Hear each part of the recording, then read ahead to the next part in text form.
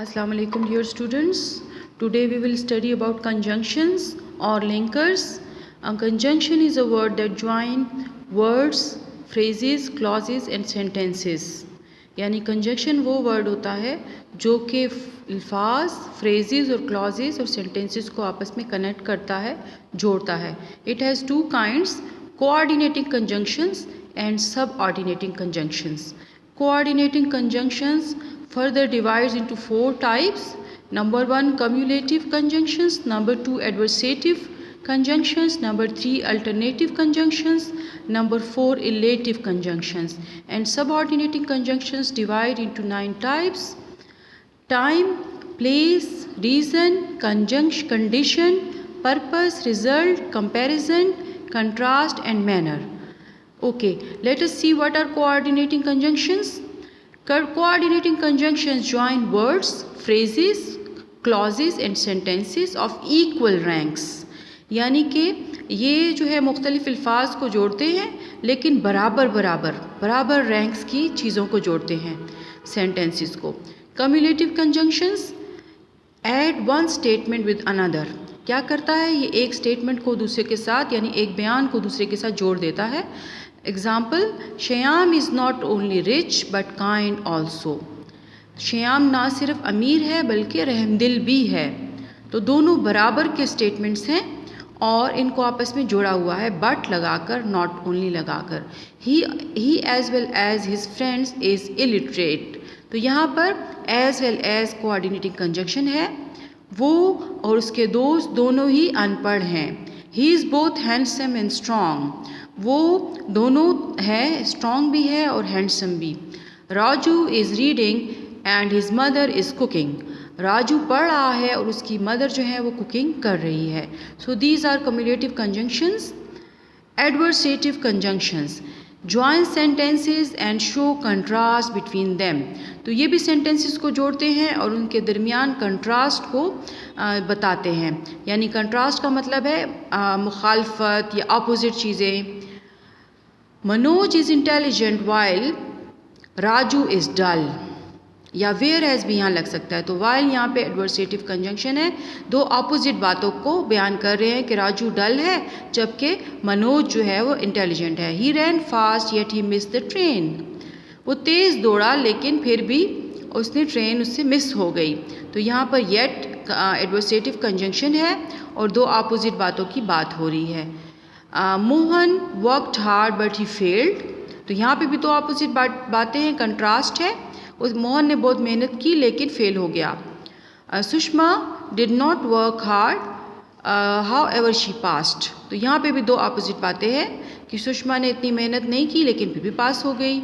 I felt bold still I weighted.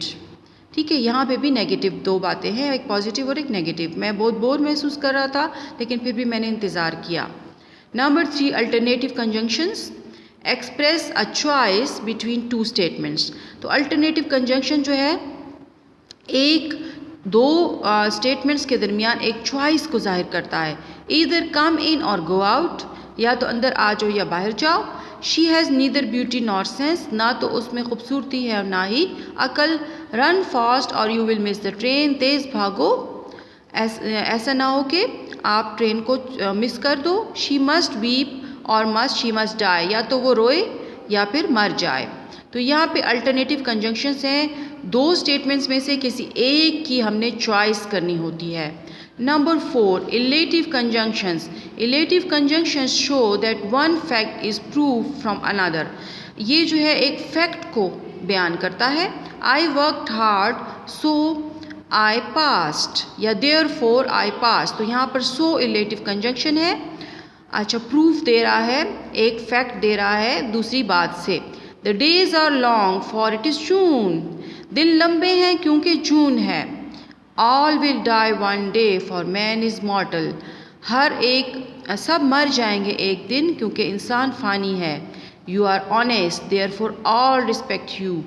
आप ईमानदार हैं इसीलिए सब आपकी इज़्ज़त करते हैं.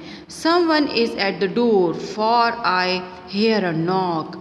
कोई दरवाजे पर है क्योंकि मैं एक दस्तक सुनता हूँ. The train is about to depart let us board it then. Train रुखसत होने वाली है, आओ इस पे सवार हो जाएं। Subordinating conjunctions help to connect subordinate clause to the main clause. अच्छा, सबऑर्डिनेटिंग कंजंक्शंस वो होते हैं जो सबऑर्डिनेट क्लॉज को मेन क्लॉज से कनेक्ट करने के लिए इस्तेमाल होते हैं। 9 टाइप्स हैं। नंबर 1 टाइम, व्हेन इस्तेमाल करते हैं, till, until, as long as, before, after, since, while, so long as, etcetera.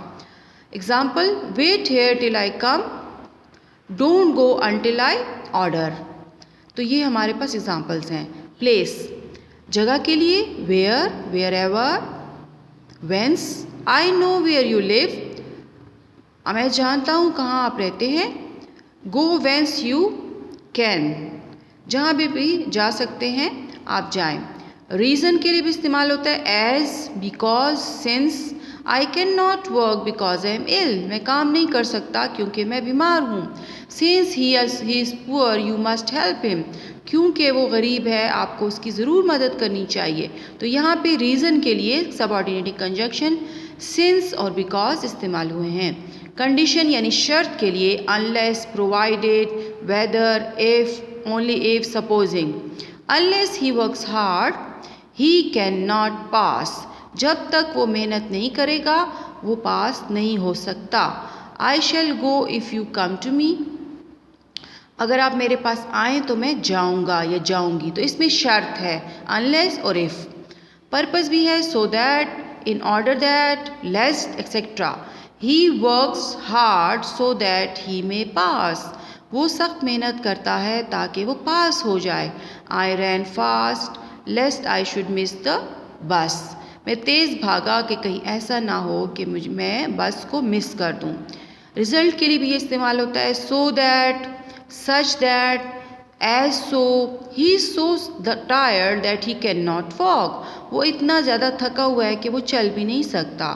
She spoke in a low voice that I can not here, वो इतनी हल्की आवाज़ में बोला या बोली कि मैं उसको सुन नहीं सकी।